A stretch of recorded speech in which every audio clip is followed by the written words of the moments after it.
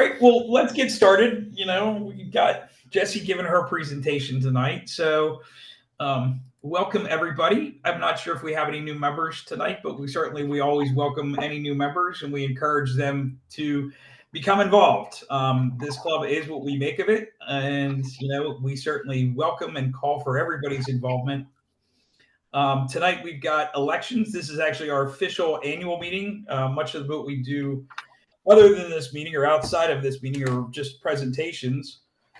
We are required by the bylaws to have at least one official meeting. So tonight we'll be having our official meeting with an election and with financial update. So that will not take long.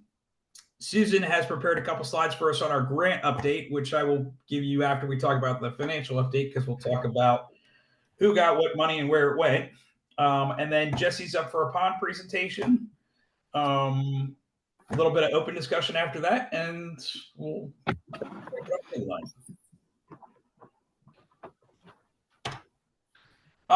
elections. I think I've only ever been through this once before, and I was elected, and I seem to remember being in a car when all that happened. Of course. We got you at a moment of weakness. I think we did. So I hadn't heard from anybody, and I haven't seen any emails that anybody else wanted to run for president over the past month since we announced the slate of officers. So I think I'm running unopposed. I will let anybody, chime in now if they want to challenge me for it. I will not put up much of a fight. Nope. You're good to go. Stay with us. Yeah. I am staying with you. I think I was just reelected, Marilyn. We think you're fantastic unanimously. All right. Can we do this? Do we have to do them one by one, do you think, Susan? Or do you think we just, since nobody has challenged anybody on bank? Right. I've not had any emails. Members could email me if they had a suggestion or wanted to nominate themselves for an office, and I haven't heard a word. So the slates are as they stand. Yes, we can do the officer slate in one vote and the board slate in another vote. And I also haven't received any votes. And, we told members that they could vote by email if they wanted to, if they didn't want to attend the meeting. So everybody who's here who's a member is eligible to vote. Okay. Do we want to just do it verbally or, raise your hand in the... I think the way they do it on Zoom sometimes is to ask for any nays. Okay. And then if you have no nays and no abstentions, it passes. All right. So in that case, instead of doing it on bank, why don't we just do one by one, ask for nays or abstentions for each position. So Susan for secretary and web chair, do we have any nays or abstentions?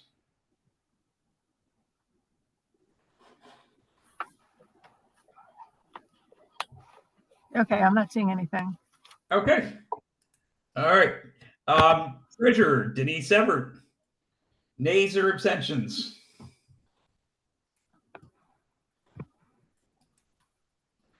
Membership chair, Judy. Nays or abstentions? She should definitely stay. Yeah. Since she's not here, we'll vote her to all sorts of things. Right? Isn't that the rule? You're not at the meeting? So that's officers. Elections for the board, Marilyn and Jessie. Nays or abstentions? Okay, so all reelected. All have been reelected. Very good. I had an email from Judy about the number to access the Zoom meeting, and I wonder if she couldn't get on. Oh, the password on the email worked. Yeah. Oh, it did. It didn't work for me. Oh, how did you get on? I just went back to Zoom and did my own stuff. It did, but I tried Judy's and it didn't work. They denied me. But I thought Judy's password was for the web email account. Okay. It wasn't for the Zoom account. It was for the web Okay, the member email Gmail address. okay. So, okay. Did Oh, anybody that else? long one. No, that's not it. Well, do we want to figure out how to get Judy on? No, I think Judy, I think Marilyn was confused. She was referring to Judy's Oh. email regarding the Oh, web I understand. Yep. members Yep. Gmail. Yep. That was earlier. Okay. Oh, sliding through here, jumping ahead. 2024 financial reports. So we actually did pretty good. We issued 3 grants for a total of $2,730. Bondsville Mill Historic Park was given $1,000. Northley Middle School was given $1,000, and Friends of Carpenter Green Park was given $730. We have a slide on each one of those coming up. Okay. To kind of show you where the money went and what it was done to. With it, dues contribution from national so far this year, 2024, we have $1,560. So for those people that don't know, all annual dues that come to national, we get a percentage of them. And the percentage that we get is based upon when we chartered and how long ago we chartered. So it's a percentage of how much of everybody's membership dues, and as the charter develops, less of that percentage comes to the chapter. So our current chapter balance, we still have a very healthy balance thanks to a very generous donation from someone last year. Our current chapter balance is $7,677.13.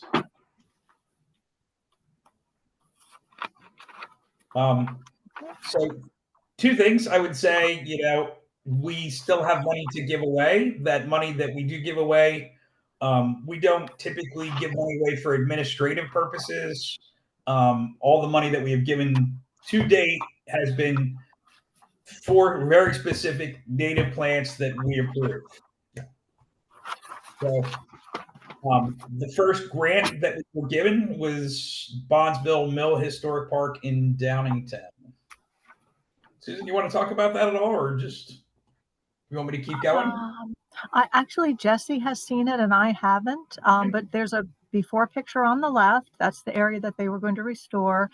And I couldn't find a picture of the restored area on the right, but maybe Jessie can explain where it is. I sure can. So on the left actually is a project that they had worked on prior to us. So that was a separate project that they were doing, and it looks fantastic. Completely separate from the project that we did contribute to, which is on the right. And prior to that picture, prior to that project, it was essentially what would probably look like a parking lot or an old cement building foundation kind of. It used to have a big factory on it. Okay. It's almost an acre, or it might actually be a little over an acre big. And they had removed the dilapidated building, broken up the concrete that was underneath, used that concrete to make a new parking lot. So they used it like the substrate for the new parking lot, which I thought was such an excellent way to repurpose that material. And then they planted thousands and thousands of dollars worth of native plants in this acre large garden setting with some like walking paths. It's like a really pretty mix of a formal garden and a prairie or meadow garden. Okay. In this neat backdrop of these old mill buildings. I highly recommend everybody go and check it out. It's really fun. It's going to be fun to see it through the next couple years as these plants mature and there's less mulch visible. You can tell it's a very new planting, but the volunteers worked so hard through this drought to get this garden established. It's amazing. And it is escaping my culp. That's who did it. The designer Culp. David Culp. David Culp, yes. He designed the plantings. He kind of oversaw some of the volunteer work that happened, and he was really very emotionally charged during the speech that he gave for this opening ceremony. It was very touching. Fantastic. No, I'm very excited. I can't wait to go out and see it, as it grows in. Was he part of the Master Gardeners program? Was that am I remembering, or was it the next one, the Northley Middle School? The next one is Okay. Master Gardeners, yeah. Well, that's a good segue, I guess, into grant number 2. Yeah, Northley. this was, sorry?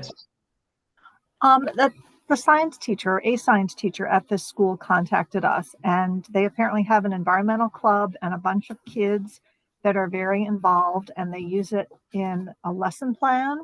They have, it's a large chain link fenced area. You can see the school building in the background on the right-hand slide. So it's not that far from the school itself. And apparently the kids have raised vegetable beds that they use in some of their classes. And the teacher's goal was to use another part of the same fenced area and have native perennials for like a butterfly garden. So that's what the grant application was for, was to plant this area. And I forget the actual area. But you can see, let's see, they didn't send any before pictures, but I have 2 after pictures of some of the different plants that they had. They had a nice mix of grasses, perennials, and then some trees. And as you can see, also benches for the kids to actually come and sit and enjoy the plantings. They sent us pictures too as they were kind of doing some of the plantings, right? I do remember seeing updated pictures of them working with the plants and working with the gardens. I thought was very nice of them to send along. He sent a lot of pictures with the kids, which of course I didn't want to put in a public presentation because we don't have photo releases. So I had to actually pick through and find pictures without the kids. So that looks like a little blue stem on the left, right? It's a little blue, yep. Mm-hmm. And is it a sassafras on the right? I know they got a sassafras or 2. Okay. I think that's clethra, maybe. They had labels on them. They weren't always visible or legible in the photograph, but they had labels. And also you'll see a number tag. So I think there must be a key that they have to who got planted where. But the kids from the pictures look like they were just having the greatest time. They got their gloves all muddy and they thought it was really fun. So it seemed like a really good outreach project, as well as it's obviously going to be an environmental benefit, and it's going to be really pretty. So the last one here was actually in Center City, Philadelphia, which I thought was sort of a neat, outreach for us to do a native pollinator garden in a very urban area. So it's in the Graduate Hospital region. There were 2 rain gardens that filled with native plants. You can tell it was sort of filled with invasives. And I think one of the caveats that we put on this actual grant was that we wanted them to put some signage up. I think that was the only real thing that we added to their grant request, was the fact that we really wanted the benefits of native plants to be obvious to people that kind of walk past it.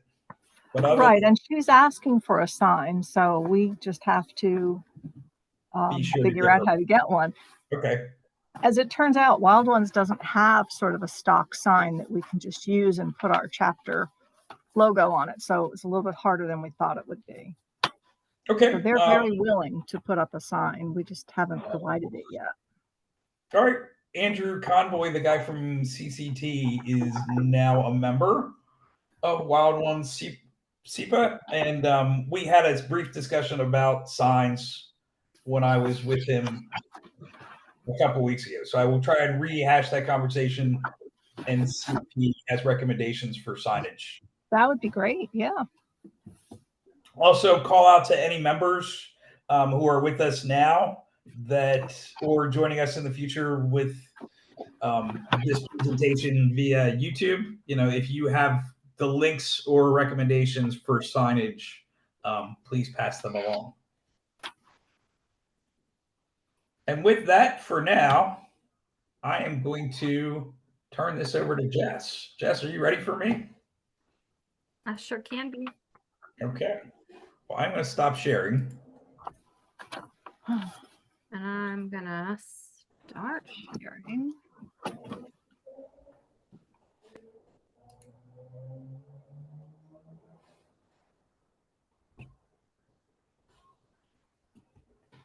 Okay. So first of all, I want to say thank you so much for letting me talk about this project because I'm so excited about it. I have wanted to do a wildlife pond in my backyard forever, and I love that I have a captive audience to walk you all through all the little steps of what I did. I do not profess to be a professional in any way. This is the first pond. It's probably the first hole I've dug that didn't have a plant going directly in it. So I'm sure that I made lots of mistakes that I will figure out over the years, but right now I'm loving it. I hope that everybody wants to go out and put in some kind of a pond because it's fantastic. I envisioned having this pond full of frogs, birds all the time, all this great stuff. And I knew that getting a water source into my property would be beneficial for everybody who comes to visit me. So I just needed to do some research to get started. That research led me to all of these great benefits to having a pond, which, you know, I kind of already knew about. Led me to all of these great inspirational pictures that I was like, yes, that is what I want. That's what I want my pond to look like. Some pictures were a little more attainable than others, things that I knew that I personally could do. It was making me realize that having somebody else build a pond for you is uber expensive. No way I could do that. So I knew that I had to do it. So I had to pick something that I would be able to do. Lots of good resources online, lots of Facebook pages that you can follow, blogs you can read, books, all sorts of ways to get ideas of how you want to do this. These were a few of the things that I definitely used, and I got both of these books secondhand at thrift stores, and then I subscribed to the Pond Guy catalog.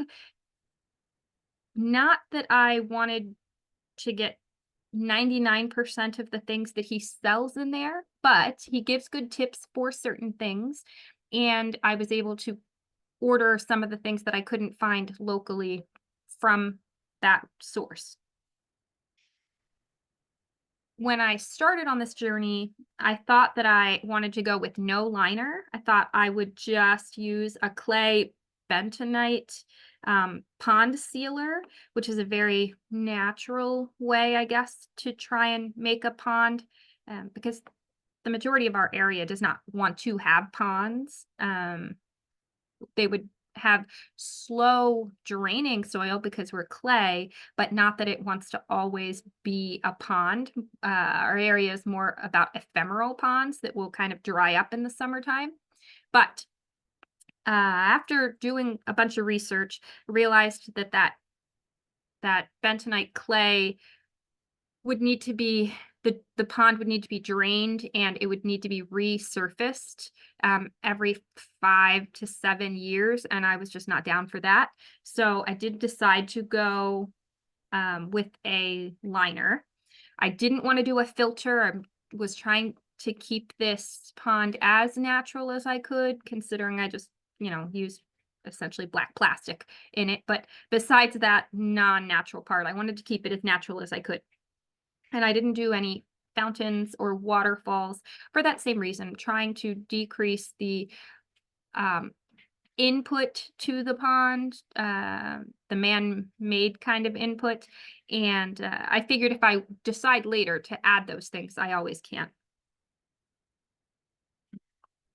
So I have loved frogs since I was a tiny little kid, stuffing as many toads as I could find down my shirt. because they didn't make pockets for girls' clothes in the 80s. So I would just shove any frog I could find as often as I could. I love them. I love them. And so all of the decisions I made about this pond had the goal of frogs in mind. I wanted, to attract lots and lots of things, but the decisions on how to build the pond were based on how could I get frogs to be able to live here for their whole life cycle. So lots of planning goes into making a pond. There's timeline to think about the location of the pond, how you want it to look, the materials you're going to need, and budget. So timeline, make sure that you are planning for time to observe the location that you think you want to put your pond, because there's a lot to consider. And if you're paying attention through a few days or weeks or months, you might notice some things about the location that you will decide against then. Dig in late winter or early spring, because you don't want to be digging in the heat of June and July and August. Gather your materials during the off season. There's sales then. And also some of the things aren't going to be available on the off season. So maybe hit plant sales early when the nurseries are just starting to open up. And then try to work with the weather. Weather wasn't on my side necessarily. It delayed me quite a bit, but you work with what you have. So, location of your pond, you want it to be in a relatively flat location. The more level you have to try and make your pond against whatever natural surfaces you're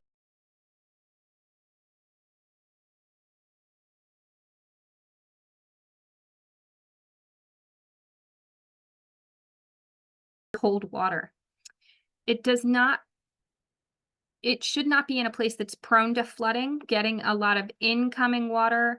That's, it's just gonna kind of wreck the habitat that you're trying to create within your pond.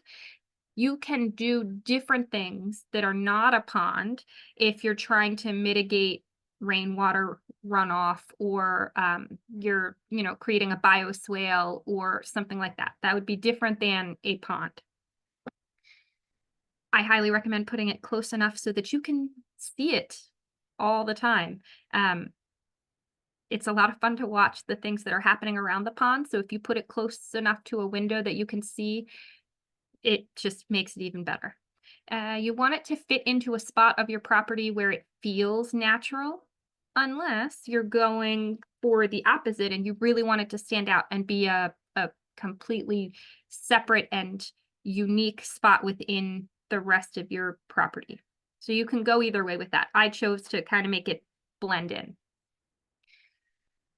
Remember, you're digging a gigantic hole in the ground, so you want to keep it away from large tree roots, and also large trees tend to have large and lots of leaves. So if you keep it away from larger trees, you're going to have less work in the future for taking care of the pond. Also, the downside to that is if you're away from trees, a lot of times you're in full sun, and full sun leads to algae. So sometimes shade isn't a bad thing, but maybe you could get that shade from placing your pond where it would be shaded by your house and not by a tree, potentially. So keep future maintenance in mind when you're planning where to put your pond. You need to mow around it. You need to be able to access different sides of it. Those are things that I maybe didn't think about as much as I could have until I learned that I should have thought about that. So this is where I went with. I picked a relatively flat spot. It's close to my back windows. I used just a standard flexible garden hose to get the rough shape and size that I wanted. I considered pathways of how I move around my property and planted beds that are already there, and kind of made it fit into all of that. I decided on a roughly round shape for mowing and accessibility, but you can, if you're doing a flexible liner, you can go with any shape you want.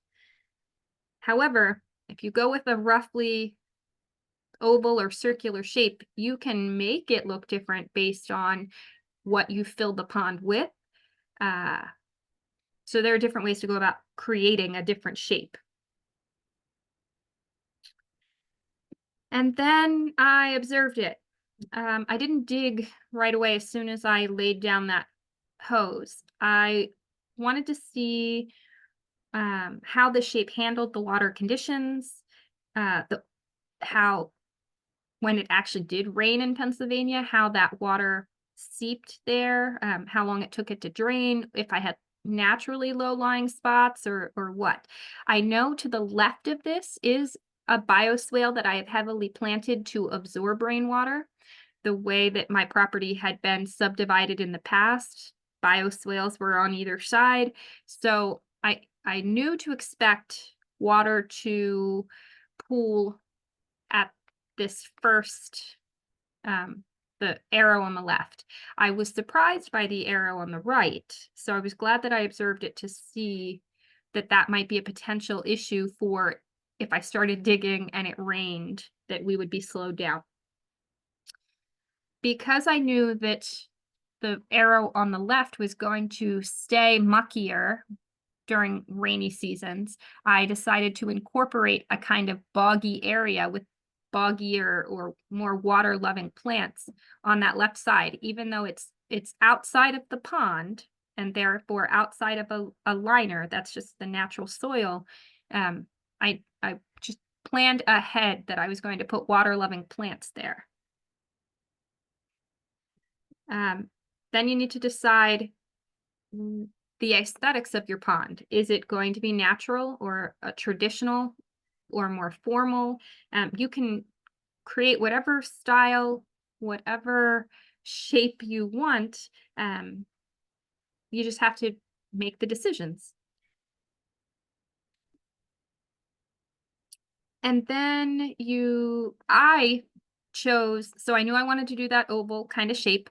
I came up with a bunch of different sketches of where I wanted deep parts, where I wanted shallower parts, and I kind of wrote down all of the pros and cons to those things. And then I took it to my family and I said, hey, hear me out. I've got all of these ideas. Which one do you think would be the best one? This is why I like this design. This is why I like this design. Because they didn't know. They needed me to kind of verbalize the pros and cons so that they could weigh in on which they thought was best. And that part was a lot of fun. And it also showed that I'm definitely not a design artist. It was just a bunch of squiggles and I had to explain every part of it. But it was fun to talk it out and do the pros and cons, and they had some good input into what they thought would work best too. So then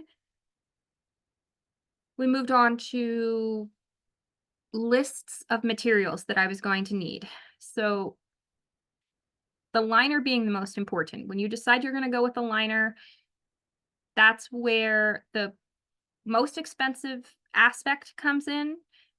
It's the biggest single purchase for a pond. It's important to pick one that you feel confident in, that I wanted one that was going to last 30 years. I don't want to be messing with this again. Underlayment is a decision you need to make. What you want the border of your pond to look like. The decorations, like if you're going for a certain theme, you need to decide on those. What you're going to put in the pond, and then around the pond. So there's lots of materials that you can work on collecting. I was fortunate. I was doing this in February, and there was a nursery not far from me that was going out of business. So I got some really great deals on large boulders that I wanted to have around the pond. And I'm such a nerd. I really liked the staging part of gathering all of the materials and having them like displayed and ready for when this pond happened. I thought that it was a lot of fun to collect those things, and I've always liked rocks, so getting to pick different rocks and I've had my family members find fun rocks for me in places they probably shouldn't be taking rocks from that they would bring home to me, so it was really great. It was a great excuse for me to steal rocks from restaurant parking lots and just don't tell the police. I've stolen a lot of rocks.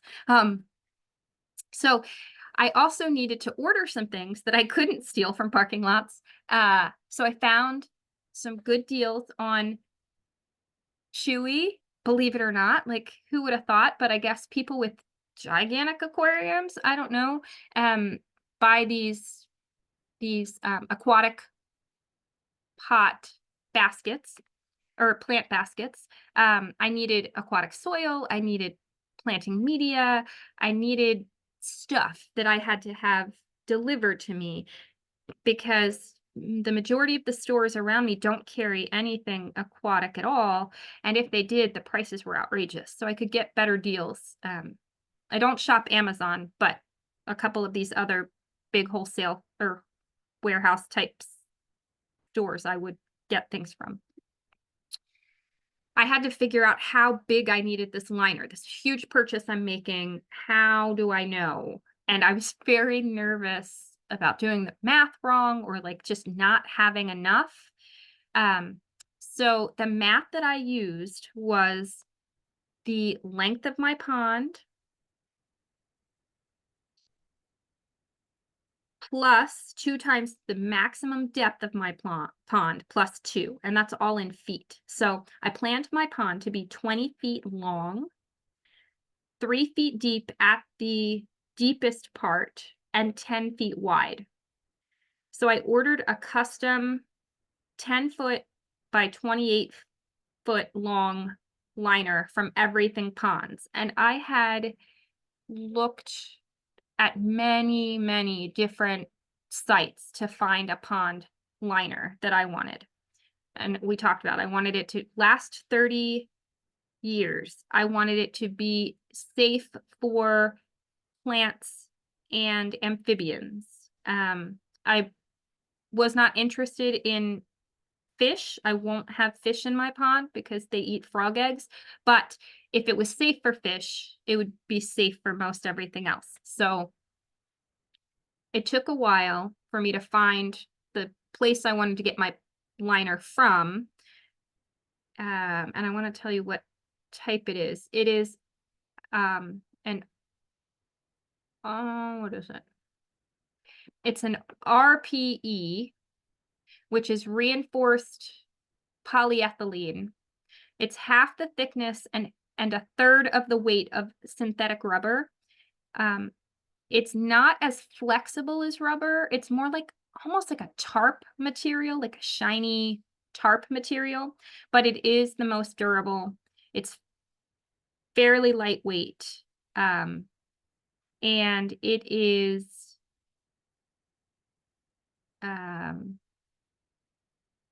it's good to work with. It's not ungainly, unmanageable. So this was the source that I used. I went with where is it here? The premium superior UV protection, the most popular one.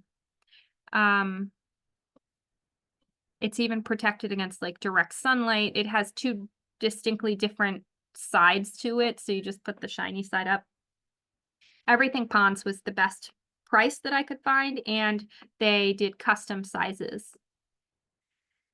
Once I had decided on the liner, I wasn't as worried about the underlayment. I had at first thought I would just do like carpet remnants because that is an option. You can do that. But Justin was like, I don't think that's as flexible as you're going to want it, especially since I was putting in like different levels of my pond depth. So there were like shelves that I was going to have to work with. So we chose an underlayment off of eBay for a quarter of the price of the liner. The underlayment is important because it protects that expensive liner from sharp rocks and things that might be in the ground, from plant roots that may try and come up from underneath, depending on how close you are putting your pond into other plants. And these are just in stocked lengths and widths. So I just chose what was closest to my liner length and width from my liner map. So again, because my pond was 20 feet long and 10 feet wide, I got the liner that was, or the underlayment, I should say. I got 20 foot by 25 foot underlayment. That was as close to the liner as I could get in the stocked prices, or stocked pieces. And it came in like a roll.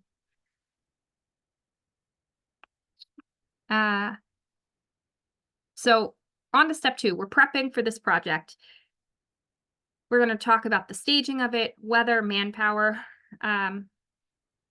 When I was gathering all of these materials, I wanted to stage them close enough that I wasn't going to have to lug them very far once I got the pond built and I was going to put them in place. But I also needed to think about, they're going to sit there for a month or two. I don't want them to be on plants that are going to emerge later. I had to just think where I was going to put them and how was I going to maintain the, I had to start mowing at some point. How was I going to do that with all of these pieces around? It's just something to consider when you're starting to gather your materials. And I'm gathering all these things in late winter, early spring. So as the native plant nursery started to open, I'm like putting my pre-orders in and going and picking up plants that I don't have a pond for yet. So I had to figure out how to keep these plants alive until I could get them in the water. And the reason I didn't wait was they sell out. Pond plants sell out at nurseries very early in the season. And then you're very fortunate if you can get any later in the season. So I jumped on the chance to get them and then just babied them until I could get them in the water. I knew when I designed the pond and when I chose the location that I wanted to build a berm on that backside to give a distinct different height there, and also protect that bed that's behind that cardboard from getting dirt dug onto it and killing those plants, and also to help keep rainwater runoff from going directly into the pond, because again, I said there's a bioswale. That's what all that heavily planted stuff is. So it was serving multiple purposes. And I used the cardboard just as a way to protect the plants when I started digging and to give me a target to chuck the dirt onto. I hadn't realized how much dirt I was going to be digging. I thought maybe that berm would take all of it. I was not right. You're going to dig more dirt than you think you're going to dig. So that was fun to learn. And speaking of digging, there's a lot of things to think about when you're digging a big hole. What's the best way to move the dirt from where you're at to where it needs to go? How can you get the dirt from the far side of this hole that you're digging to the near side if you dig the whole thing at the same time? Like all these logistical things that I had to try and figure out because I've never dug a hole so big. So the way I did it, I started by trenching I would say 75% of the outline of the pond, planning that where that little black dog is sitting was where I would be able to take my wheelbarrow into the deep, the further part of the pond, load up the dirt, bring it back on that little like ramp section. So I didn't have to worry about going over this trench I had just dug. I used rulers that you can see towards that back part to make sure that my ledges were around a foot wide. That's where I'm going to, put potted plants. That's where I'm going to maybe put branches and decorations. So I wanted to make sure I was at least giving myself about a foot to work with for each shelf that I put in. There's a piece of bamboo that you can see kind of on the right side. That's where I dug and found an extension cord we had buried at some point that went to the pool pump. So wanted to make sure I didn't hit that. So I had to mark that. And then on the tarp to the left, I had saved the first few sod pieces that I dug out with something in mind that never happened. So I ended up just having to drag a big heavy sod tarp away. I don't know what my plan had been with that, but it never came to fruition. Digging. I would dig for 2-3 hours and it looked like I did nothing. And then I would get these two guys out here and they would dig for an hour and it looked like we'd worked for a day. So I cannot stress enough, get yourself some men to dig for you if you can. They do it. They're just bigger. They're bigger than me. And I very much appreciated when they were available to help me. Sometimes it would have been more convenient to do it, but it was raining or, they weren't available. The weather wasn't working. In this picture, you can see we had said, screw it. I know that there's water on the ground, but we got to be digging something. Like, finally, I can get you two to help me. Just ignore that big old puddle. Don't worry about that. Just dig around it. Because again, timeline of trying to plan when you're going to dig and rain don't always work together. This is it's a weird overhead picture of where we would dump the dirt that we dug. I think I might have another picture of it later, but when this is probably like 4 or 5 wheelbarrows full, when it got too high or steep, we used those 2 wooden pieces there as a ramp to take the wheelbarrow up. And it's just a temporary place to have a dirt pile that eventually will probably end up leveling out because we have plans in the future to do like a deck behind the house or a patio, something. So that pile is still there. But it was just a place that was within reasonable wheelbarrowing distance to offload the dirt. So we had dug a little bit and then we were waylaid for 3 weeks because it rained and rained and rained. And it would rain every couple days. Though I think that pond was just a natural pond for like 2 weeks solid. That we couldn't dig because it was full of water, which is so ironic when you're trying to build a pond and it wouldn't stop being full of water. And then we were getting close and there was enough water in it to be kind of just in the deep, like the lowest part. So I was like, okay, I can dig some more. And so I started to make the different levels that I had planned on. And then it rained again. So they filled up again. And I got tired of them being full. And I actually hand baled water out of my hole to keep digging. And then fast forward, lots of digging, lots of help later. And I have this massive 3.5 foot deep section.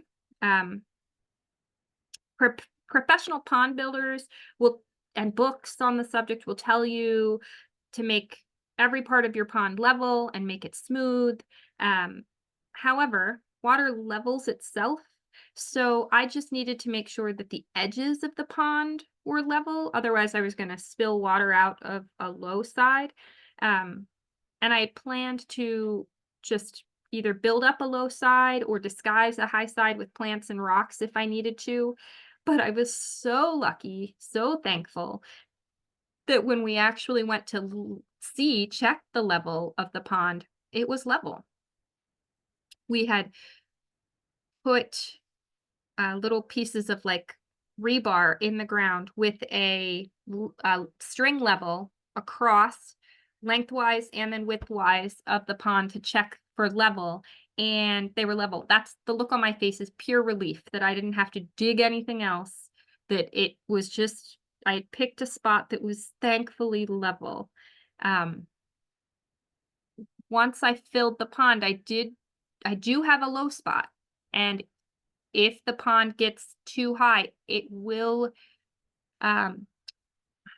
it leaks. I wouldn't say like overflows. You're not seeing any river running out of it or a stream, but it will leak out of this little low section.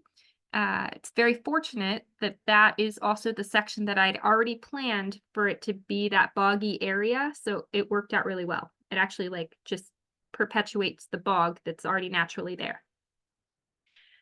So hopefully you can tell in this picture, I had planned on the right side a very shallow beach-like area where we barely removed more than just the turf, just like the sod, and we sloped the area down to meet the first level. I planned to use like sand and pebbles to make a mucky, shallow section for butterflies to puddle and like bees to drink from and things. And you can tell that I didn't focus on making everything smooth or level. I didn't try to make it all perfect, because the underlayment and the liner were not going to be completely smooth or perfect. So I figured I would just use bricks or blocks to level out anything I needed to. I didn't take a whole lot of extra time to make it like the books look when I was researching. So all the digging's done. It's very glad for that. But now we've got to lay this liner. And the first part of that is actually laying the underlayment. So there you can see it's tough to get all that material down into a 3.5 foot deep hole. But we did it, and you have to like fold over the extras and make them contour to the roundness of it. And we used bricks and blocks to hold down the different shelves and levels. And I only forgot one brick underneath this, like on top of this liner, or on top of the underlayment when we put the liner. And so when we started to like smooth out the liner and there's this block under it, I had to climb under this liner to get it. It was not convenient, but it was only one, so no big deal. So we get the liner in place. You can see I have excess that is easily trimmed off later. Then we got to put out the liner. The liner was not very pliable. And it was also later in the day when we were getting to this. So it's recommended you lay it out in the sun for a couple of hours to kind of soften up and be more pliable. Time-wise, it just did not work for us to do it that way, but we made it happen. It was harder to manipulate. It's more rigid, but it was fine. The idea is to get it as smooth as you can and to fold over and secure the folds to contour to all those edges. Again, the bricks and the blocks help keep it in place, and then they serve as platforms to raise certain plants to the level they need to be at when you're installing your plants.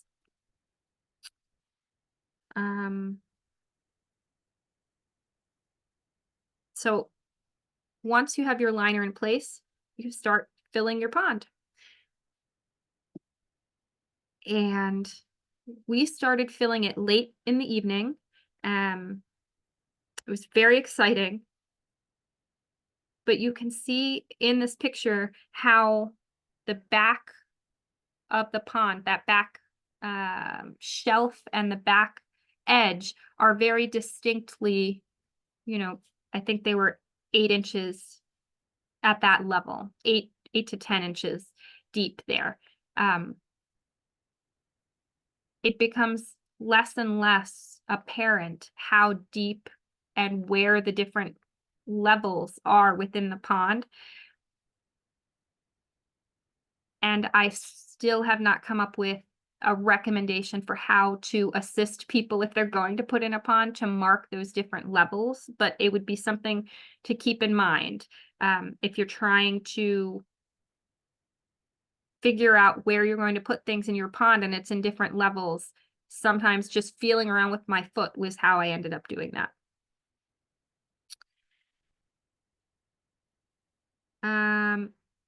So as the water is getting heavier, it's holding down the liner. I was smoothing out the folds and using the bricks to hold them in place. And then I was able to cut the excess liner and underlayment, leaving at least 1 foot to 3 feet of a border where I would place the rocks and the logs and the things that would become the habitat. Those border materials serve 4 purposes. They hold down the liner, they create habitat, they are visually interesting, and they provide a buffer from the plants that are around the pond from getting too close to the pond and, make mowing a distinct area.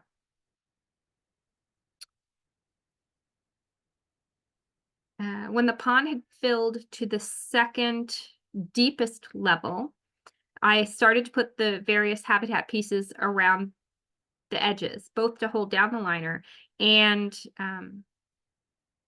to provide that visual border with the nooks and the crannies for all the critters I was hoping for.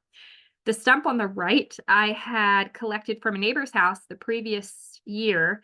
My poor husband and son and car suffered for me wanting to have this big old tree trunk, but it worked out really great for the edge of the pond. And then I put the very first plant in. It had to go in the deepest section, so I didn't want the pond to be completely filled when I put it in, but because it was going to get harder and harder to get to that area. And that is an American lily. So we'll talk about the different plants that go in different sections later. Let's see. You can see in this picture, I added 3-foot pieces of chala wood standing vertically in a black hard plastic pot. And it provides some visual interest. It provides a perching place. It's in the second deepest section of the pond. The black liner disguised the majority of the things that were under the surface of the water anyways. Laying large, heavy, flat rocks so that they hung over the edge provides a ledge for frogs to hide under when, like, birds fly over. And I started laying the larger river rocks along where the shallow part tapered deeper to hold the small pebbles that I plan to put there. And then you can see that some of the bricks and the blocks were left in various places, both to hold down those folds and to provide places to put plants later. I continue to add different various pieces around the border. I use some chala branches as bridges into and out of the water to help critters get in and out if they need to. And I filled the water to the edge. This is that first night with the pond. The whole border's not done yet, but I was just so happy to have the hardest part of all of it behind me, the hole's dug, the liner's in, pond's full. And then I just had to finish putting all of the border things together and potting all the plants and putting them in. So I set up a little potting station right by the pond. Oh, and there's that picture of that huge dirt pile that we had created from the pond. The next day, the goal was to fill in the shallow area and pot up the plants to get them in the water. Aquatic mesh planting baskets and aquatic planting soil and planting media were the main parts that I needed to focus on, but I learned fairly quickly that they float, that the plants float. You put them in the pots and they want to float. So I had gathered a lot of small rocks and pebbles and things as we dug.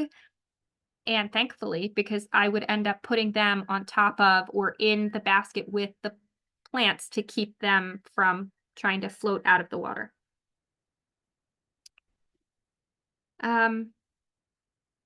A lot of the small pebbles that I got from plant nurseries were very mucky and muddy and dirty. So I needed to rinse them off, but I didn't want to waste the water that would take. So I would collect the water and use that in other plantings around the property. And I would use the planter baskets to strain the pebbles after I washed them off, and then I would put them in the pond. Just trying to be conservative of all the resources that I was using while I was doing this. And this is what it looked like. I put those cleaned pebbles into that shallow beachy area, so they're just under the surface. I envisioned all of these great birds coming to like wade in there and get little bird baths and stuff. That's not the case. That's not what they do, at least here. I was very fortunate. That section got a lot of attention from a wide variety of wasps and bees. And maybe that's why the birds didn't come to that area. But the birds actually like the far side of the pond. They probably feel more protected over there, and they can hop from the trees and the bushes back there into the water, and they'll like perch on the potted plants and dip down to get a drink instead of wading in to get a bath for the most part. Unless they're bathing when I'm just not seeing them, which is also I can't watch it 24 hours. So very possible. So this is what it looked like at this point. I still had lots of rocks to put around, but you can see I went with a very mixed media kind of a border to give lots of different variety, a more natural feel to the critters that could, come up and check it out. It was really fun to watch at night. And at that point, you could still kind of see, it was very clear and clean, so you could see down to the bottom of the liner.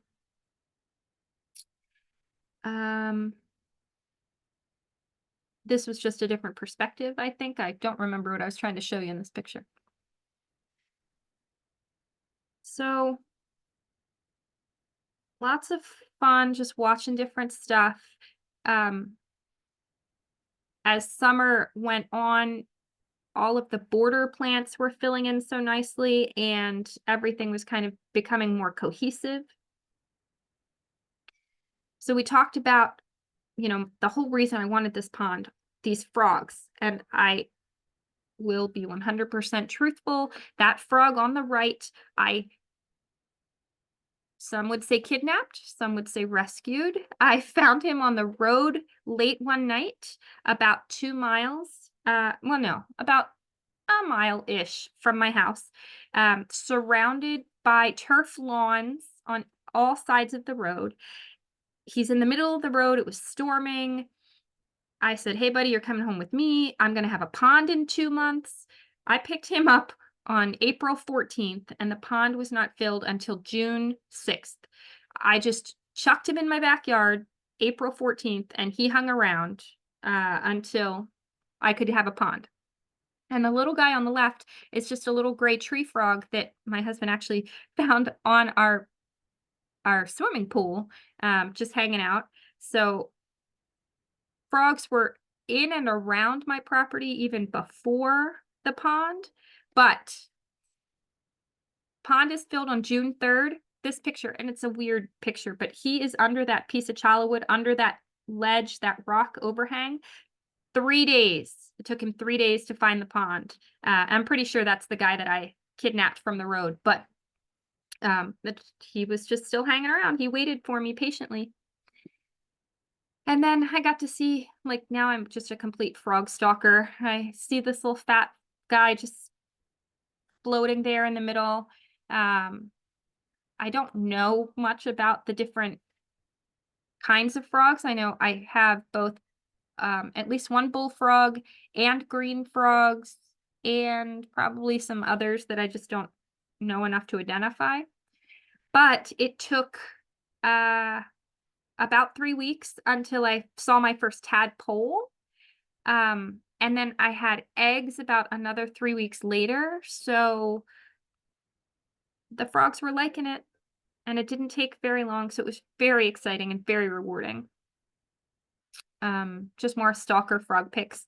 This one in the middle is actually that big old bullfrog at night on the rocks at the back of the pond. And then just various other little frogs all around.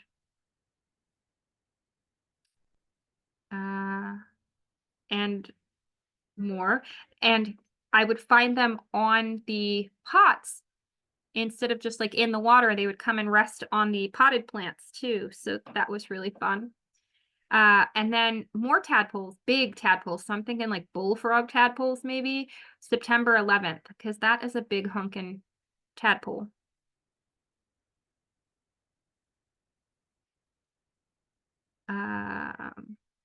More frog pics. Some at night I would sneak out and find them. And some of my frogs will meep when they jump. Like they make an audible sound when they jump away. So that's very exciting. And then, okay, this is a weird picture, but I was so excited. I actually caught this frog pooping. I got a picture of a frog pooping in my pond, and that made me so happy. I was like, this is the best thing ever.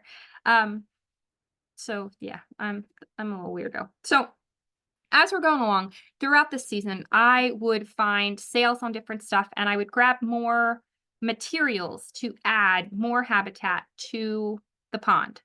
And so I filled in another section with pebbles so that I was just providing different depths that the different critters could enjoy.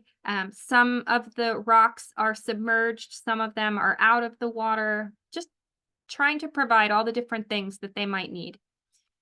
And then I would, steal a rock here, grab a rock there, find a rock that somebody would gift me. I found a neat turtle floating thing at Goodwill one time, or I think Justin did. Maybe it was at Liberty Thrift. And I've taken that out for the winter because I think that it's supposed to be for like a heated indoor aquarium. But I've seen frogs on it, so they were enjoying it too. And if I get a turtle, that would be so cool.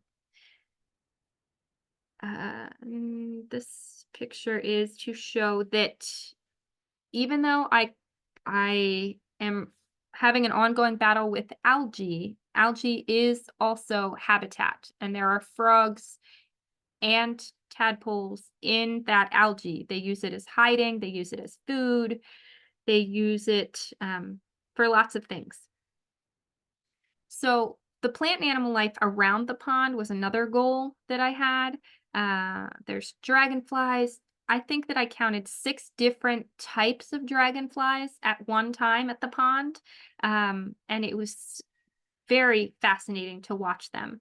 The plants that bloom, I'm not sure if that is a native or a non-native praying mantis. My guess is maybe non-native, but because I came across him when I couldn't distinctly tell, he got to live.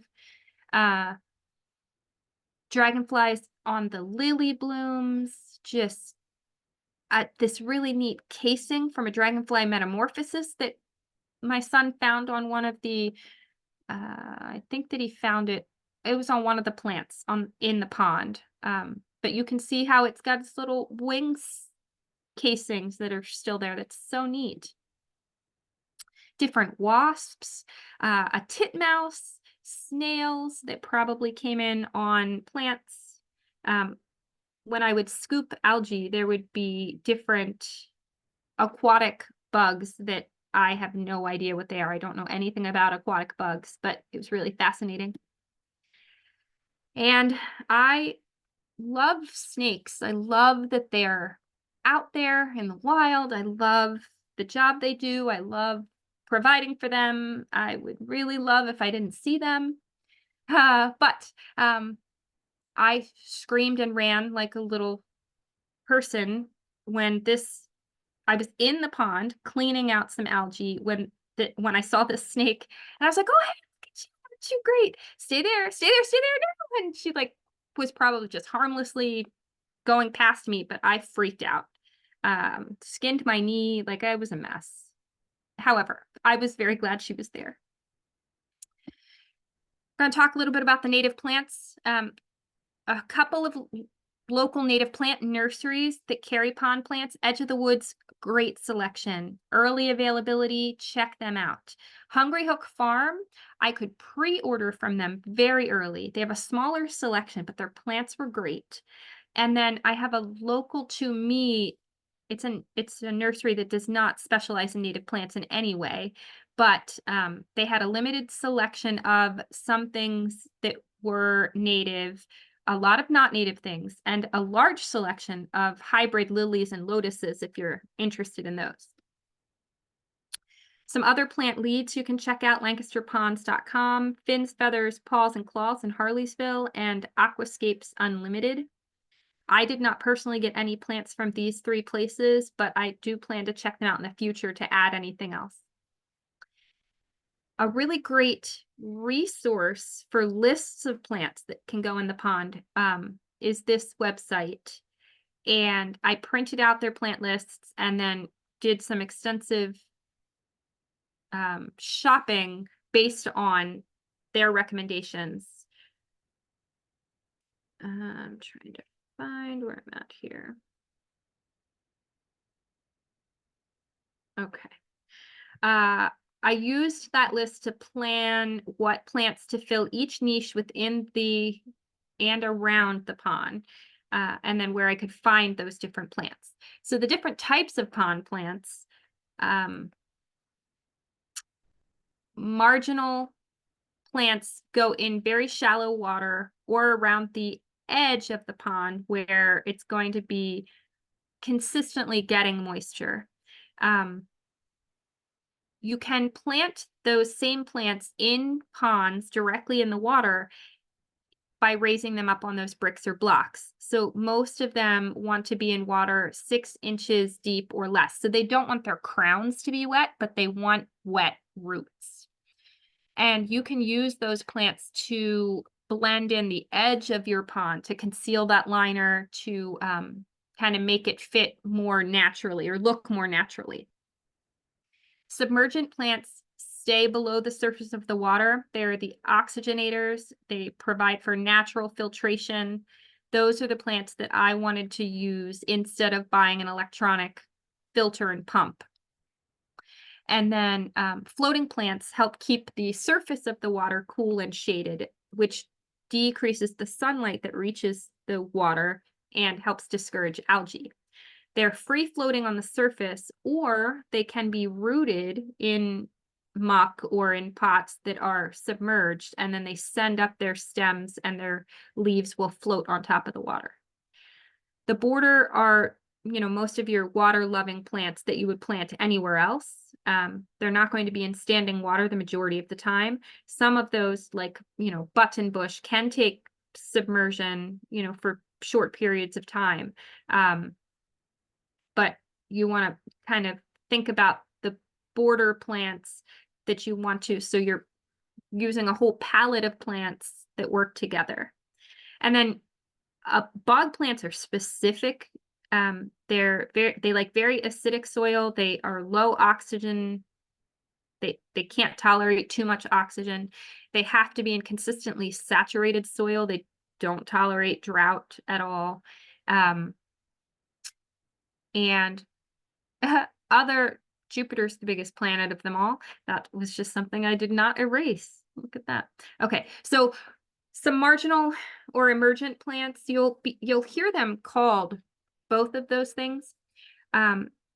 They grow roots in very shallow water or a mucky edge. They offer hiding and mating places and surfaces for eggs and critters to cling to. Some great examples are lizard's tail. And as you can tell by the sign, I got this from Edge of the Woods, which has a great selection of pond plants. You can put marginal plants almost anywhere, like directly in the water or around the pond, again, because you can raise them or lower them based on the level of the water they need. Hi, baby. Hi. Duck potato. And I was really surprised I got this to bloom the first year. I thought that it would take longer, but it's got a pretty little flower.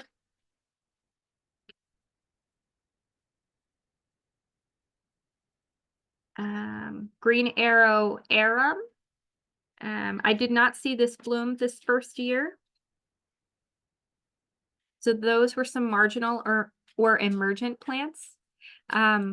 Submergent plants are those plants that are below the surface of the water, the oxygenators. They absorb carbon dioxide and release oxygen, helping to keep the water clean and fresh. Surprisingly, I found some of the best options for them at that fish place in Lancaster County. They have a very large aquatic section, mostly catering to like inside aquariums and things, but they actually had a couple of native plants that are naturally pond plants that they were using as aquarium plants. So it's mostly plants that can tolerate warmer temperatures. Because I have a black liner, my water wants to be warmer naturally. And then this is a list of some other submergent plants. I think that I was only able to find the coon's tail though. This is a picture to show you what the submerged plants look like. They almost look like seaweed. And then the more yellow is like algae and plant materials that are decomposing. But the green seaweed looking stuff is these submergent plants. Floating plants help keep the water cool and shady. They discourage algae. One of the most common naturally occurring floating plants is duckweed. Some people's ponds, natural ponds, will just be covered, the entire surface covered with this. And I hear that it is a challenge for people who keep aquariums. Sometimes this will come in on other plants that they put in and whatnot.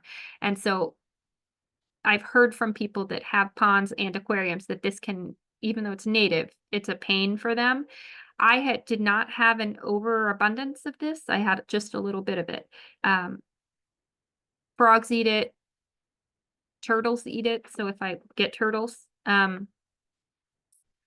things will eat it. So for me, it hasn't been a problem yet. We'll see what next year shows. There is a little frog in the picture on the left. That water cart that had held all of my plants before I put them in the pond, it stayed filled with water, and I had frogs living in it all summer. And I don't know if it was because they preferred that and they didn't want to go over with the big bullfrog in the pond, or just, I'm not sure why they chose that, or maybe they went back and forth. I don't know. But this was a really neat plant. I had first seen this plant at Mount Cuba Center.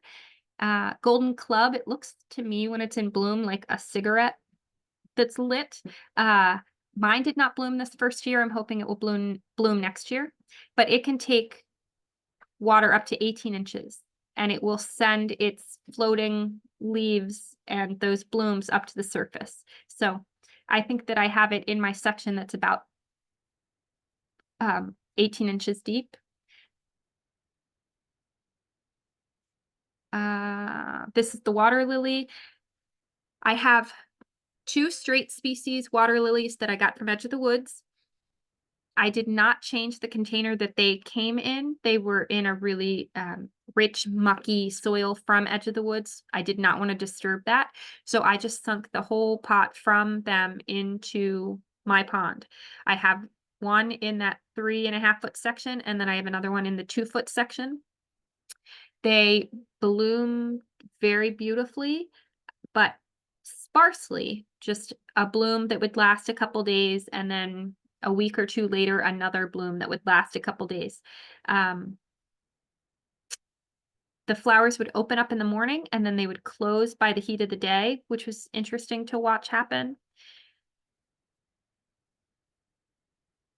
And then you can see the difference with the hybrid lily that I got from that non-native nursery, Pickering Valley. So on the left, bottom left is the native, very white, very small bloom. The top right is the hybrid. It's more of a yellowish color. It's very large, and it would like put a very tall stalk up when it bloomed. So it was interesting to see the two of them comparatively. The hybrid also put out a lot more flowers than the straight species, and they would be there consistently. Like there would be a bloom almost every day, whereas the straight species only bloomed, maybe once a week. So it was neat to see the difference. There are lots of hybrids that come in a variety of colors. And they're not all even hybrids of American lilies. So you really have to kind of dig around to see what hybrid, if you're interested in hybrids at all. Whoops, onto the border plants. You can, again, most of us are pretty familiar with border plants, like plants that like wet. I was not familiar with other aquatic plants, so I really had to research about those.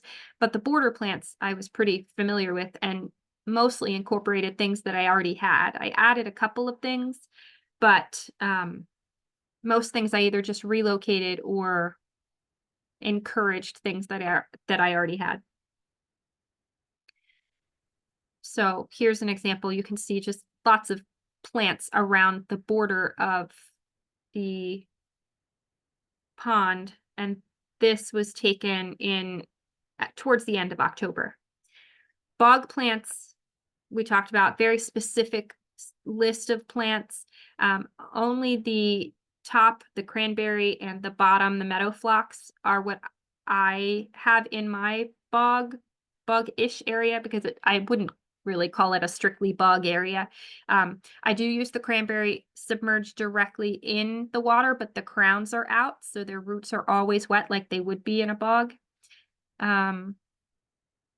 Those other plants that are listed in the middle of that list can occasionally be found at Edge of the Woods. They just did not have them when I was shopping for them, but it's something I plan to see if I can add at least a couple from. And here in this picture, the top left section is kind of the bog area that's happening there.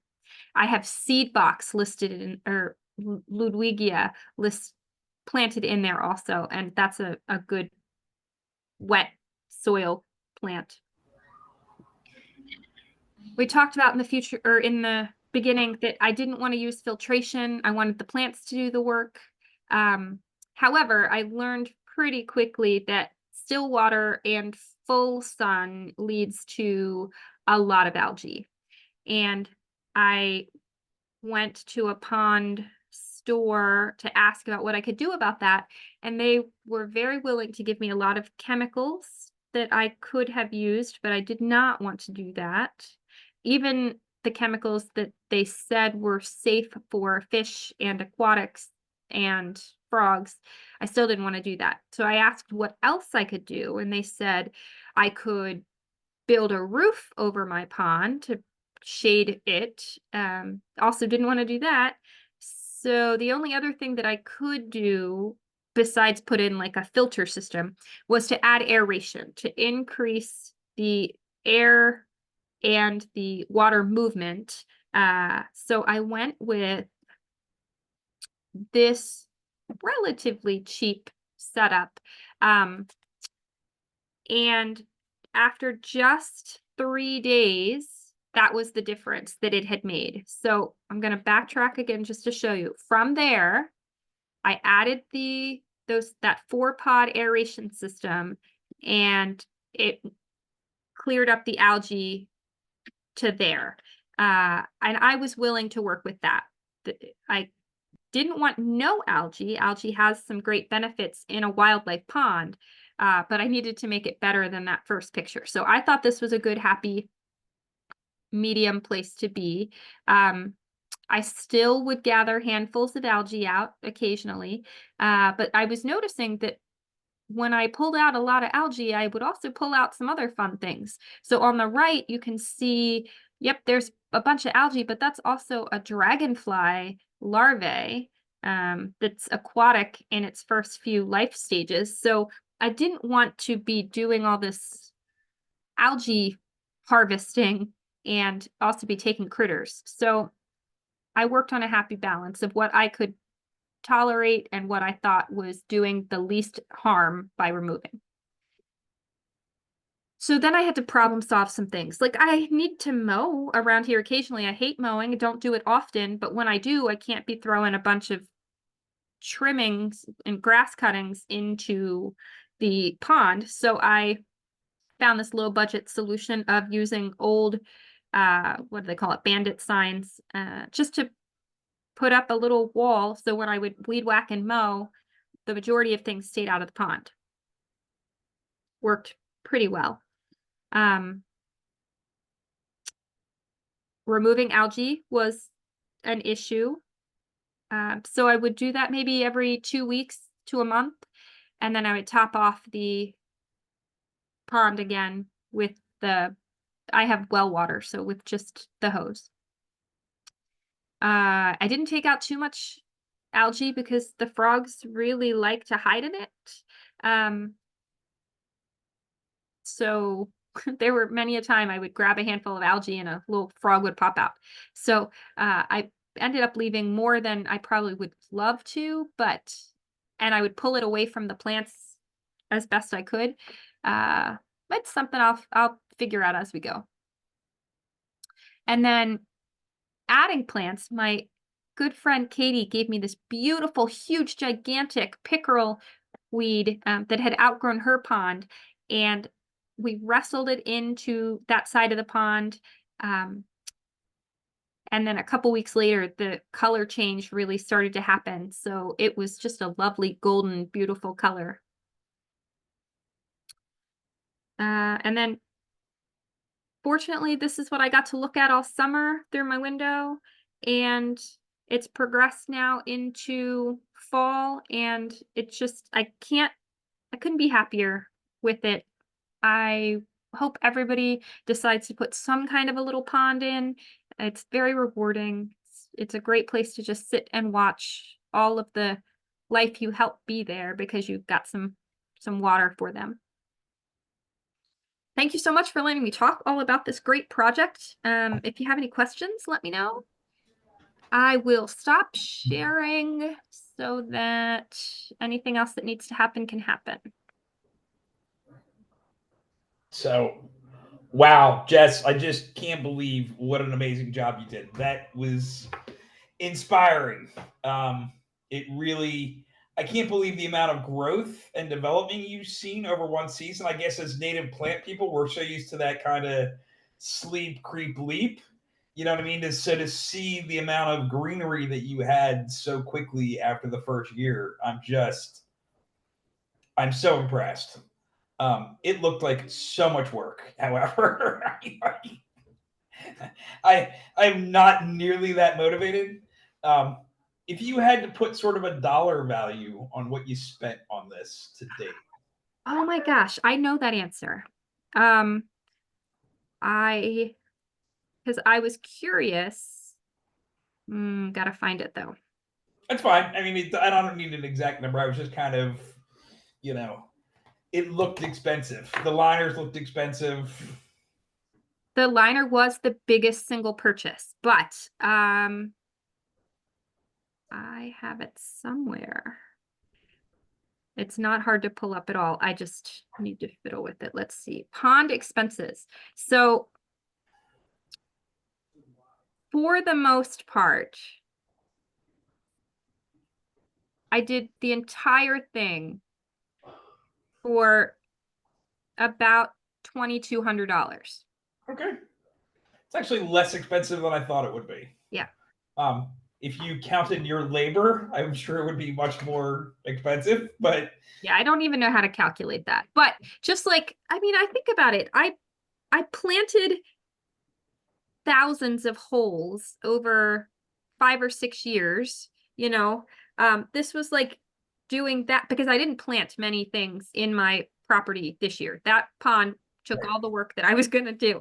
So, it's probably like roughly the same as the 5 or 6 years previous. I just did it all in one go.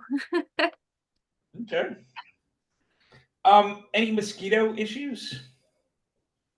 People tell me I have mosquitoes. I had mosquitoes before the pond. My husband calls me a mosquito farmer. So I am sure I have mosquitoes. I don't react to mosquito bites, so I don't know how bad they are really. But I know that I have lots of things that eat mosquitoes too. So there's that balance. I also use the mosquito, like what's it called? BT mosquito pellets and dunks. Okay. Both in the pond, in the cart, like in all standing water that I have. Okay. I do use those things because they only target like mosquito larvae. And also Talamy uses the dunks, and he said because they're it's safe for the birds and other critters, and it gets rid of the mosquitoes. Right. Yep. I had heard it had a negative effect on dragonflies. I don't know. Oh yeah, I didn't know that. But I know what you're talking about, right? So the mosquito dunks or mosquito bits, I use them here in my rain barrels and standing water as well. Yep. Just wow, I'm so inspired. There's a couple messages here. I think most of them are congratulations. If you want to run through the chat. Katie's right. There is a good Lowe's DIY page that talks about putting in preformed shells for like smaller ponds. And I did find their information helpful. It was one of the things that I had looked at when I was first trying to figure out how I was going to do this. A lot of it was just trial and error, like trying to figure out what would work. Yeah, my dog supervisors are with me in all of my projects. They are really great company. And I was actually really worried when I put in a pond. We thought we were going to have to like fence it or figure out, because my one dog loves to dip his non-balls in any water. And we thought he was going to be in there all the time. One of my dogs got in one time when I first started filling it, and they've never done it again. Really? So I've been very fortunate because I thought that was going to be a lot bigger problem. In fact, we'd actually taken bamboo that somebody had cut down in the development up the hill from us, and they put it out on the road, I guess, hoping either somebody would take it or the trash truck would take it. I'm not sure. But I took all of these bamboo stalks in the thought that I was going to have to make some kind of fancy fencing so my dogs wouldn't climb in the pond, and never needed to. Nice. Katie, thank you for responding. She said dunks are specifically targeted to mosquitoes and will not harm dragonflies. So I was mistaken. Thank you for correcting me. Any other questions for Jessie on the ponds? Your pond seemed really big. Is that just because you go big or go home? Or is there advantage of being that big with the pond? Well, the bigger your pond is, or the deeper it is, the less water evaporates off of it. So that was one reason why I wanted to go a little bigger.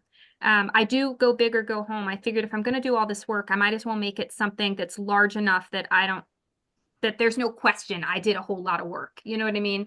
And I had the space for it. So it's funny, when I first proposed this idea, I was like, I'm just going to put in something that's around the size of a picnic table. Apparently in my head, picnic tables are way bigger than they are, because when it ended up being like the 20 by 10, I was like, okay, this is a big picnic table, but it's a good size for me and where we are at. It could have been smaller and it also would have worked just fine. So you don't have to make it that big for sure. But I like that it gives me a lot of opportunity to put a lot of plants in it. And I liked that it provided me a lot of border area to do all those fun, like stacking up the logs and the rocks and those fun things that I wanted to do. I wouldn't have been able to do so much if it had been smaller. How often do you have to replenish the water? Even in this drought, not often. About every 3 to 4 weeks, I will top it off a little bit. And it really only takes maybe running the hose for, I don't know, 45 minutes. I wish, if you guys remember Mark Riddell, who's done a lot of good presentations for us, he had a professionally installed, I'm not even sure if he called it a pond, or it even had like a little stream constructed. It was amazing. And I know he said that he would top his off almost every morning, to add, let it run for a half an hour or something every morning. I've not done that. And I don't know if that's because I don't have like a stream that's moving water and making it evaporate more. I'm not sure what the mechanism is that allows it. I know mine does get a little lower. I could top it off more often. I just don't need to. What turtle? I don't know my turtles very well, Katie. So any native turtle that wants to hop on over to me would be fine. Like I know snapping turtles would cause trouble, but I would still like to see them. And red-eared sliders are like the escapee ones, right? They're the ones that people think they want as pets and then they release into a pond and yeah. So hopefully I don't see any of those guys, and people always ask me like, oh, are you going to get fish? No, not going to do the fish thing. Fish eat frog eggs. So. I just put a link to Mark's his water garden page. Oh, cool. He has a whole thing dedicated to his site. He's got a lot of resources for ponds as well at that link. So for anybody else that's interested in additional resources and additional information, Mark is definitely a good source. Yeah, check his out. It's beautiful. Yeah. All right, Jess, thank you again. You going to hang around? Sure. All right.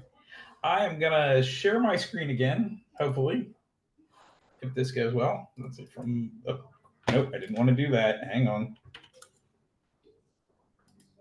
Current slide. Nope, don't want to do that. Sorry. From current slide, let's share screen. Share. What do we see? Do we see placeholder for Jessie's presentation? Okay.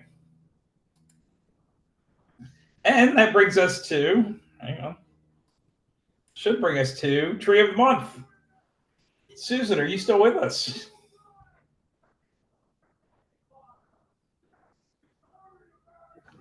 There we go. Needed to unmute. Okay, Tree of the Month. We're still on oaks for the year because they're such great habitat plants, a keystone species. We're looking at chestnut oak. And if you look at the leaf, you'll see that this does not look like an oak leaf. And that's why its name is chestnut oak, because it looks like a chestnut leaf. So it's got that very gently lobed edge, still a fairly big leaf. And of course, if it's in the fall, you're going to see acorns, and then you'll know it's an oak. So these guys, I was interested to learn, are good landscape trees. One of the reasons is that they're easy to transplant at a larger size.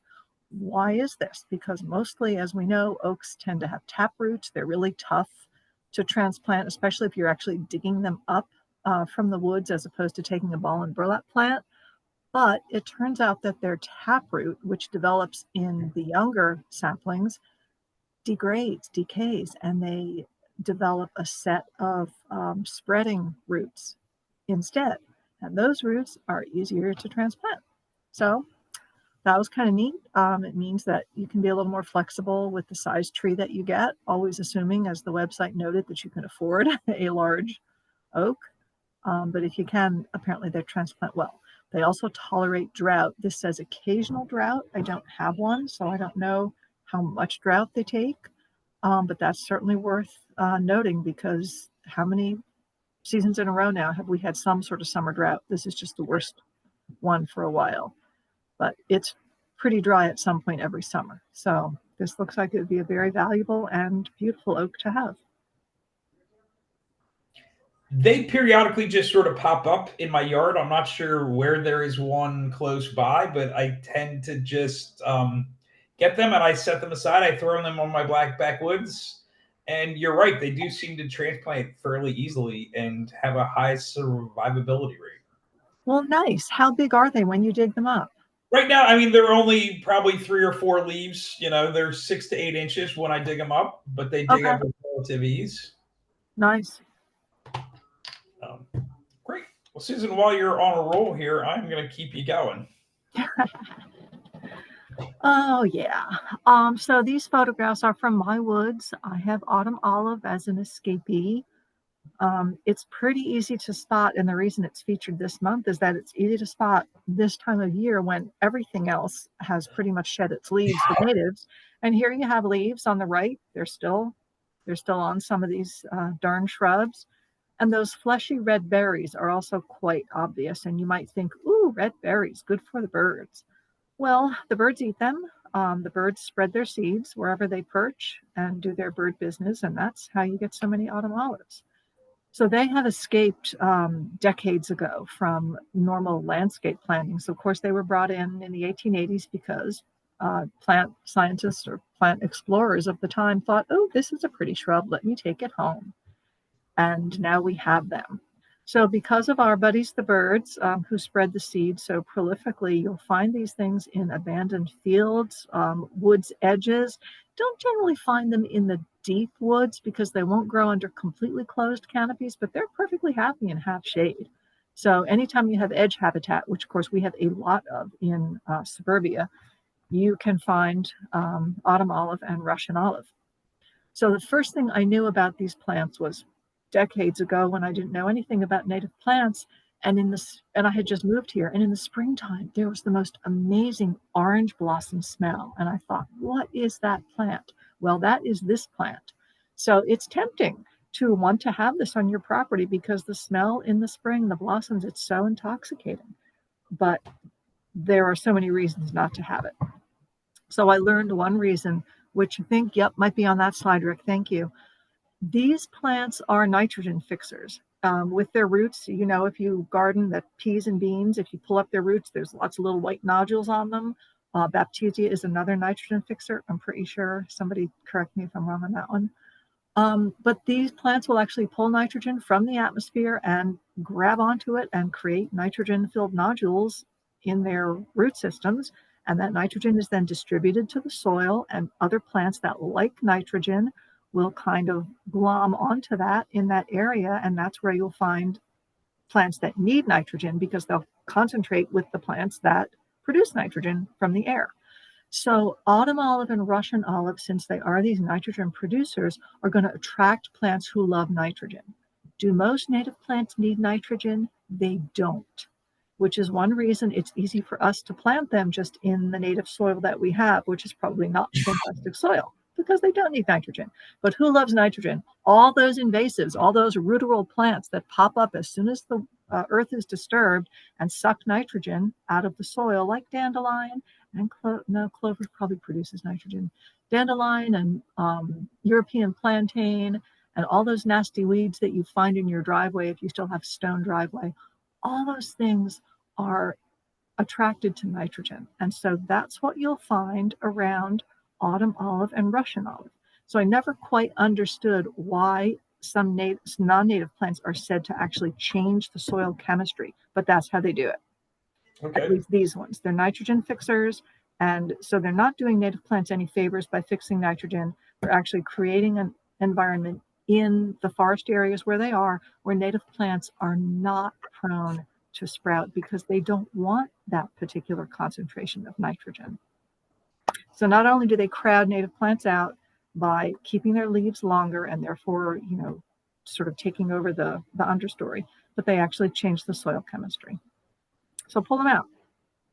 And I think the next slide is going to talk about how to pull them out. No, this one does. Hand pulling is great for seedlings. They don't have a really intense root system when they're maybe up to a foot and a half tall. So just get your hand down around the root crown and yank them out, and you're done.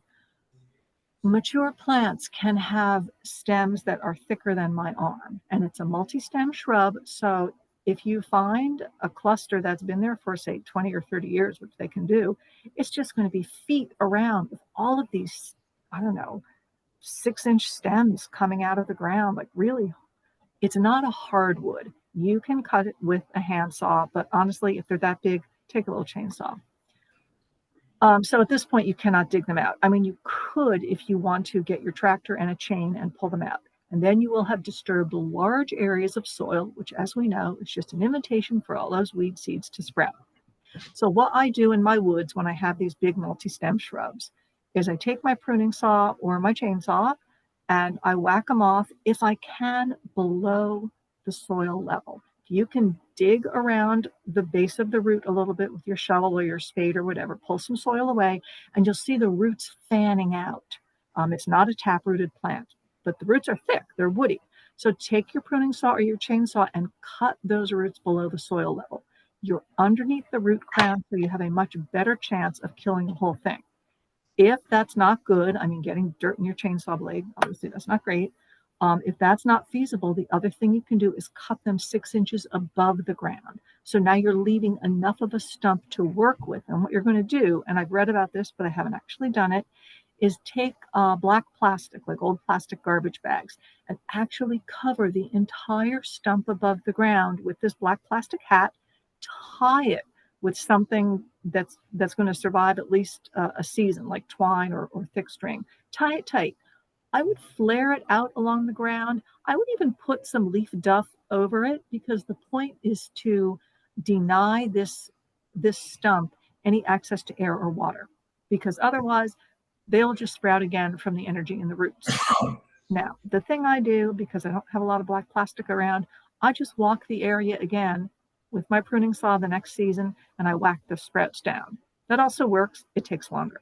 So this black plastic is an idea that I've seen online that I think might be useful, especially if you're going to hit the area once and be done. If you've got so much of this to hit, you might try the black plastic capping method if you can't actually get under the thing and cut the roots off below the root crown. So the mature plants, they're not easy to control, but it's worth it, because you want your natives to have the chance to grow in these woodlands, and these guys are just crowding out the natives. I use a very similar method for controlling bush honeysuckle, right? So I'll cut it off. I'll leave a stump.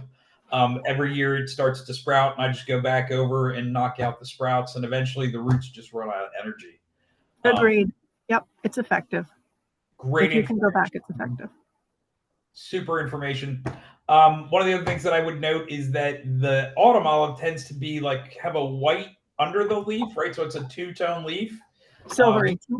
Silvery. So I, use that to help identification. If you're not sure what it is, and you see sort of a silvery underleaf, chances are it's autumn olive. Oh, there's another good way. That's a good point. But honestly, once you've seen these guys a little bit, you'll pick them out. And the way to do it is to look for those stems. It's the form of this when you're in the woods is like a spray. of stems from the ground up like a Okay. fan, a 360-degree fan, and the branches can arch for 10 feet if it's a mature plant.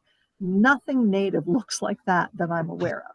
So you will Which is know. why I think they became so popular with landscapers, right? Because they provided quick, very much a lot of privacy.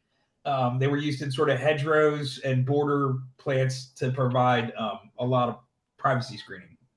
They were, but if I had been planting them, I would have done it for the spring flowers because they just smell so wonderful, and the silvery leaves, which are attractive.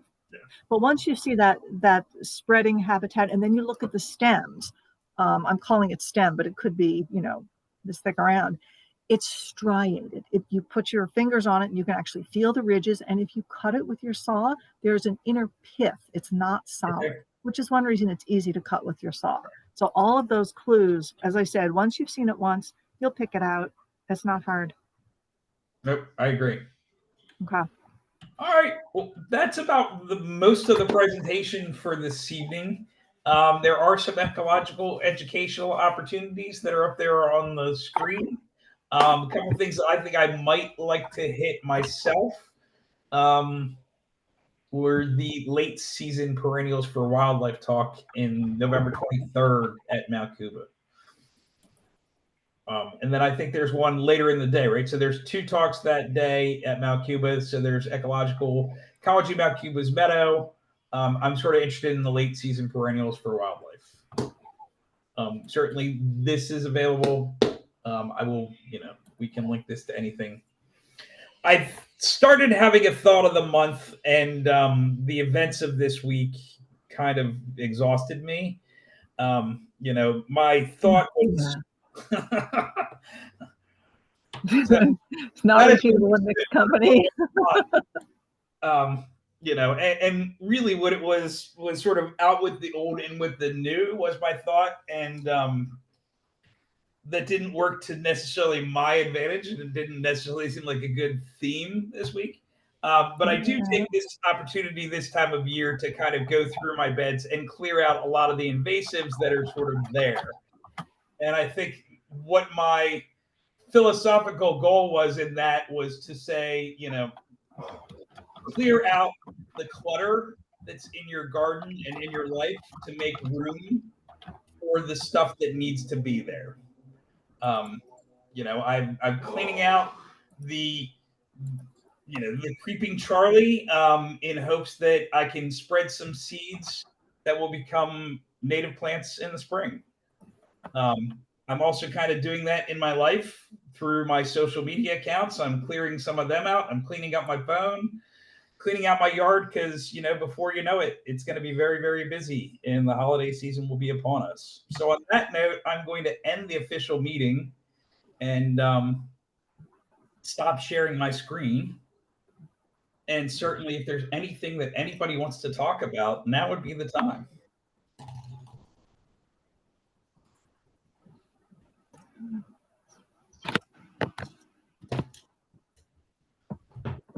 I'm so sorry, guys. I have to get going, but thanks so much. It was always great seeing you. Let me know if we're doing something next month or if we're taking off for the holidays. I don't quite remember. It's still up in the air. Oh, okay. Jessie, it was a great presentation. You said so much information, which you really can't get other places. But I'm hoping the experience helps lots of people just do it. That was very helpful. Thank you. It looks lovely, Jessie. It really does. You. Thank you so much. You can come over and see it in person sometime. It's really fun to be here. Thank you, Jessie. Great having you as a presenter again. We've missed you. I have not missed yapping the entire time, but I am very thankful to be here. So I'll talk to you guys later. Thanks, Jessie. If you could send me a couple pictures for the newsletter, whatever you'd like in, just like one or two. Yeah. That would be great. Thank you. I love that fall picture with all the color. Okay. Yeah. Thank everybody for staying on with your roles too. I appreciate it. You all do a lot of really good work. Amen. We're happy to do it, Marilyn. Thank you for staying on the board. Your expertise is very much appreciated from everybody. You all do the hard part. Speaking of which, board members, I hope you looked at the email tonight from Riverbend, they're looking for our support, chapter support for their grant application. I can't believe she wants an answer by next week, but if you all have a chance to look at it and let me know. Yeah. That is because national chapter makes them have their application in by the 15th of November. Yeah, but she could have given this up to us a lot sooner. And I agree, but it's not coming out of our budget, right? It's coming out of national's budget, and it's not a whole.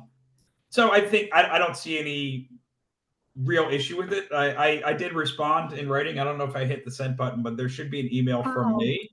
Okay, I'll have it. That says, I don't love the fact that they are using herbicides. We should certainly state our position that we recommend limiting their use. And there was also sort of one incomplete item on the application, and that was the last plant recommendation. She sort of left it blank, but there was a dollar value and a nursery that it's associated.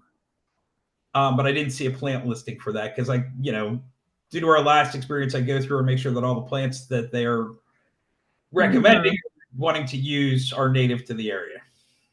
Thank you, Rick. I will ask her about that. I did mention the herbicide issue to her when I responded about the application, and what she said was they'd be happy to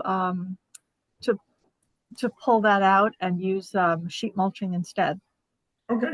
And so I think I'll ask if they do that, if that's the board's consensus. That's my recommendations. I'd certainly, welcome input from everybody else. We won't close off or make recommendations until everybody, including Judy, has had a chance to review it. But I don't see any hazard in approving this one. Right. That's always been our position. That herbicides are just, in our grant applications, as they are, of course, since this is a national application, we wouldn't have any control over that. But she seemed very receptive to the suggestion that she called it a light application of herbicide, but she said, hey, we can do mulching. They have 5-leaf akebia, which I don't recognize. That's their invasive. Do you know it? I didn't recognize that either, and I didn't look it up. I was looking up the native. I think they used to sell it in the nurseries. Right, but is it a bat? Recognize the name. Is it hard to eradicate? I don't know about eradication. Yeah, I didn't either. Okay, that's the one that she referenced that they were trying to get rid of. I think it's a short shrub. Oh, I thought it was a vine. I'm not sure. Okay. Yeah, well, I guess we're lucky. We don't know what it is. We don't have it. At least I hope that's what that means. Maybe we do. We just don't know. I know. Yeah, that's a little dangerous. For those people that are still left on, do you guys want a December presentation? I'm sure we could come up with something if the interest was there. Is it getting too close to the holiday season? It's getting a little crowded for me. Yeah, okay. It's really too heavy. Okay, then that's 2 nays. I can be a nay. That's 3 nays. I think there will be no December presentation. We will punt that to January. I would, however, I think we should set up a board meeting. Could we do that? Yeah. Yes. Yeah, late November or whenever we can, basically, because we should plan the spring. I agree. Yeah. And get the speakers lined up before they disappear. Right. So, yes, I agree. While they have some availability. So, good. Let's do that, and let's officially end the meeting. Do I have, a motion to adjourn the meeting? So moved. All right. Seconded. Good to see everybody. Thank you, everybody. Night. Thank you. If I don't see you, talk to you. Well, I'll see board members, but any other members, have a great holiday, and we'll see you in the new year. But look for stuff in your email. Thanks, everybody. Enjoy digging in the dirt. Always do. Where's my?